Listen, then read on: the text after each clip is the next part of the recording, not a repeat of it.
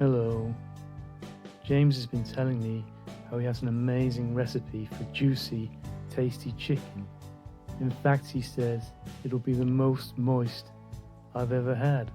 I can't wait, but it sounds very technical. Here you are, James. You ready? Okay.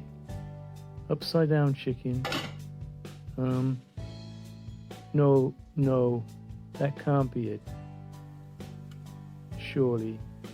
James, you haven't done anything to that. You've just put it in the crock pot. Come on. You're joking with me now.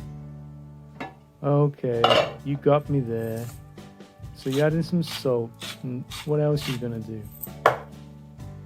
No, James, that's not it, surely. Well, friends, apparently that really was it. He just put the chicken in upside down and added a bit of salt. We're now about 2 hours into cooking. As you can see, surprisingly, it's bubbling away in its own juices.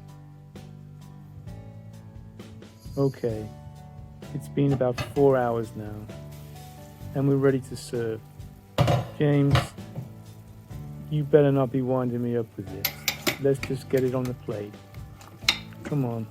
Whoa, what? It fell apart. What? Oh man, that's really soft. James tells me the secret is because he put it upside down, so all the juices run into the dry breast meat. But let's test it. Okay. Whoa. It's just pulling away. Easy. James, I have to admit, I think you got this one right. But we won't know for sure until we taste it. Well, it looks good enough. I'm trusting you here, James. It better be good. Well, I have to say, I'm really quite impressed. It's so juicy.